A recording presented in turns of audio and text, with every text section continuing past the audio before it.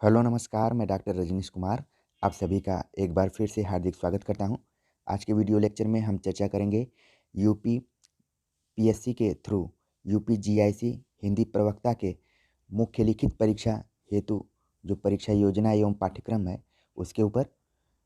जिन बच्चों का UP GIC के मेंस में हुआ होगा उनके लिए लेक्चर महत्वपूर्ण साबित होगा। मुख्य परीक्षा लिखित के लिए जो पाठ्यक्रम है वो कुल 2 प्रश्न पत्र में बटा हुआ है। प्रथम प्रश्न पत्र है सामान्य हिंदी एवं निबंध परंपरागत रूप में, जैसा कि यूपी पीएससी के मेंस में होता है। इसका जो समय है 2 घंटे का है और जो पूर्णांक है वो 100 अंकों का है। द्वितीय प्रश्न पत्र वैकल्पिक विषय परंपरागत रूप में, जैसा कि मेंस में होता है। समय 3 घंटे का और पूर्णांक 300 अंकों का। यूपी जीआईसी में इस तरह से पहली बार एग्ज़ाम कराने की कोशिश आयोग द्वारा की जा रही है। कुल 400 अंकों का पेपर होगा, जिसमें 100 अंकों का पेपर प्रथम प्रश्न पत्र और 300 अंकों का द्वितीय प्रश्न पत्र होगा। अब जो प्रथम प्रश्न पत्र है ये भी 2 खंडों में बटा हुआ है, सामान्य हिंदी और हिंदी निबंध। तो सामान्य हिंदी में क्या पढ़ना है? अपठित गद्यांश का संक्षेपण, उससे संबंधित प्रश्न, रेखांकित अंशों की व्याख्या एवं उसका उपयुक्त शीर्षक। आमतौर पर जब हम लिखित परीक्षाएं दिया करते थे, जब 10वीं 12वीं या ग्रेजुएशन की परीक्षाओं में, और जब सामान्य हिंदी का पेपर हुआ करता था तो ये प्रश्न ऐसे ही पूछे जाते थे। अपठित गद्यांश संक्षेपण, उसमें पैराग्राफ में कुछ रेखांकित अंश हुआ करते थे। अब बाद में शीर्षक निर्धारित करना पड़ता था। इसी तरीके से जब आप सी सेट यूपी पीएससी के सी सेट का पेपर देख रहे होंगे तो कुछ पैराग्राफ आते हैं, उसमें भी अपठित गद्यांश रहता है और रेखांकित पंक्तियाँ रहती हैं और शीर्षक बताना पड़ता है। इसका दूसरा पॉइंट है अनेकार्थी शब्द, विलोम शब्द, पर्यायवाची शब्द, तत्सम एवं तद्भव, क्षेत्रीय विदेशज शब्द भंडार, वर्तनी, अर्थबोध, शब्द रूप, संधि समास, क्रियाएं, हिंदी वर्णमाला, विराम चिन्ह, शब्द रचना, वाक्य रचना, अर्थ, मुहावरे, लोकोक्तियाँ, उत्तर प्रदेश की मुख्य बोलियाँ तथा हिंदी भाषा के प्रयोग में होने वाली अशुद्धियाँ। ठीक है, तो ये सिलेबस में है। और प्लेलिस्ट में अगर जाएंगे तो आपको इसमें से करीब 80% जो मैटर है मिल जाएगा। बाकी जिन मैटर्स पे आप कमेंट्स कर कर हमें बताएंगे उस पर वीडियो लेक्चर तैयार करने की कोशिश की जाएगी। बाकी इस प्रश्न पत्र को पढ़ने के लिए आप हरदेव बहारी की बुक को खरीद सकते हैं या उसको पढ़ सकते हैं, क्योंकि जो ये सिलेबस दिया गया है सामान्य हिंदी का, ये पूरा उन्हीं की बुक से मिल रहा है। द्वितीय खंड हिंदी निबंध पर चर्चा करें तो इसके अंतर्गत एक खंड होगा। इस खंड में एक निबंध लिखना होगा। इस निबंध की अधिकतम विस्तार सीमा 1000 शब्द होंगे।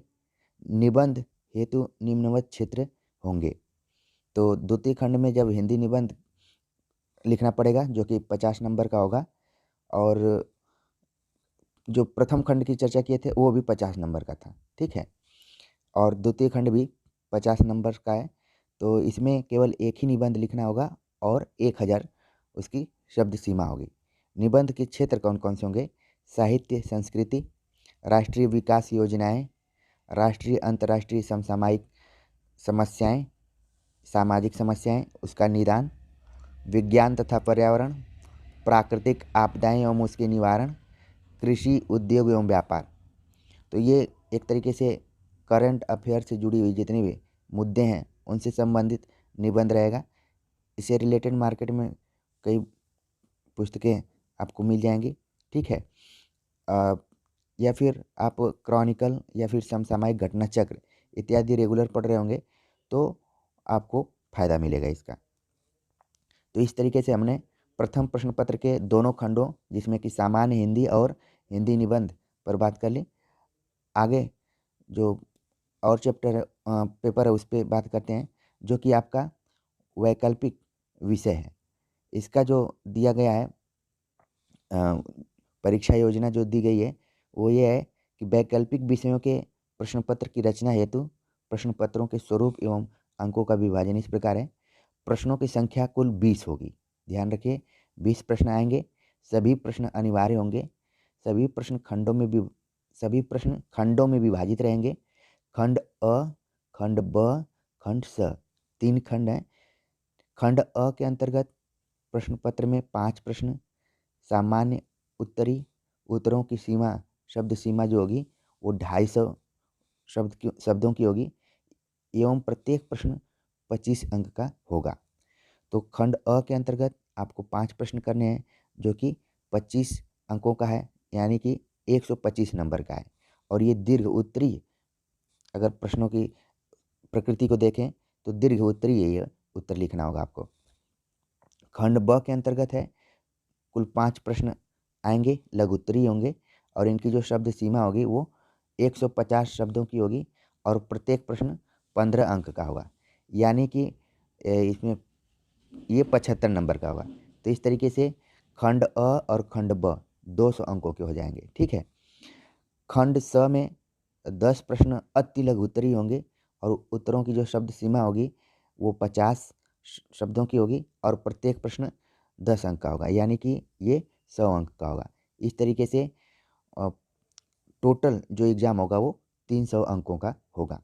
ये तो राजो वैकल्पिक विषय के रूप में।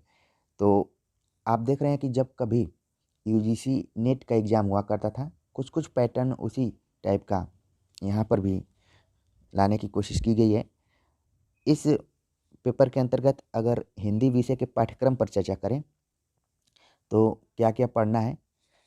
हिंदी साहित्य का इतिहास, जिसके अंतर्गत हिंदी साहित्य के इतिहास लेखन की परंपरा, हिंदी साहित्य के इतिहास का काल विभाजन, आदिकाल, उसके नामकरण प्रवृत्तियाँ, भक्तिकाल, सामान्य विशेषताएं, भक्तिकाल की धाराएं, ज्ञानाश्रयी काव्य धारा, प्रेमाश्रयी सूफी काव्य धारा, कृष्ण भक्ति काव्य धारा, राम भक्ति काव्य धारा, चारों काव्य धाराओं की प्रमुख प्रवृत्तियाँ, रीतिकाल नामकरण प्रमुख प्रवृत्तियाँ, आधुनिक काल, भारतेंद्र युग, द्विवेदी युग, छायावाद, प्रगतिवाद, प्रयोगवाद, नई कविता, प्रपद्यवाद, नवगीत, विभिन्न कालों के प्रमुख कवि एवं उनकी प्रमुख रचनाएं, प्रसिद्ध काव्य, पंक्तियों एवं सूक्तियों के लेखकों, कवियों के नाम। तो ये तो हिंदी साहित्य के इतिहास के अंतर्गत आपको पढ़ना है और इस चैनल पर आपको इसमें से लगभग 90% के आसपास मैटर मिल जाएंगे। एक बार कोशिश करके ज़रूर प्लेलिस्टों में जाइए और उसको देखने की कोशिश कीजिए। बाकी लिखित रूप में कैसे लिखना है उस पर मैं जल्दी ही लेक्चर्स लेके आऊँगा। दूसरे खंड के बारे में चर्चा करें तो इसमें दूसरा पॉइंट पे तो गद्य साहित्य का उद्भव और विकास है, जिसमें कि निबंध, उपन्यास, कहानी, नाटक, आलोचना, गद्य की अन्य नवीन विधाएं, जीवनी, साहित्य, आत्मकथा, संस्मरण, रेखाचित्र, रिपोर्ताज, यात्रा साहित्य, डायरी, व्यंग, इंटरव्यू, बाल साहित्य, स्त्री विमर्श, दलित विमर्श, युग प्रवर्तकों के नाम तथा उनकी प्रमुख रचनाओं को पढ़ना है। ठीक है। तो ये कैसे दीर्घोत्तरीय प्रश्न को लिखना होगा, लघुत्तरीय प्रश्नों को लिखना होगा, अति लघुत्तरीय प्रश्नों को लिखना होगा। आमतौर पर जब आप एग्ज़ाम देते हैं कोई सेमेस्टर का या फिर वार्षिक एग्ज़ाम, तो उस समय आप लिखा करते थे। बीच में एग्ज़ाम का पैटर्न, प्रतियोगी परीक्षाओं का पैटर्न ऑब्जेक्टिव हो गया था, लेकिन यहाँ पर एक नया प्रयोग देखने को मिल रहा है, तो एक बार दोबारा से लिखने की प्रैक्टिस करनी होगी। तो इस एग्ज़ाम को कैसे क्रैक किया जाए उसको ध्यान में रखते हुए हम लिखने वाले पोर्शन पे भी आपको लेक्चर्स तैयार करके प्रोवाइड करेंगे। अगर आगे बात करें तो इसमें है पत्रकारिता, प्रमुख हिंदी पत्र पत्रिकाएं, प्रकाशन स्थान, प्रकाशन वर्ष तथा उनके प्रमुख संपादकों के नाम। काव्यशास्त्र में पढ़ना है भारतीय काव्यशास्त्र, काव्य लक्षण, उसके भेद, रस, छंद, अलंकार, काव्य संप्रदाय, काव्य युग, काव्य दोष, शब्द शक्तियाँ। ठीक है। तो लगभग ये सब भी मैटर आपको चैनल पे मिल जाएंगे, लेकिन लिखित रूप में जल्दी ही पूरे सिलेबस के अनुसार हम मैटर्स को लेकर उपलब्ध होंगे।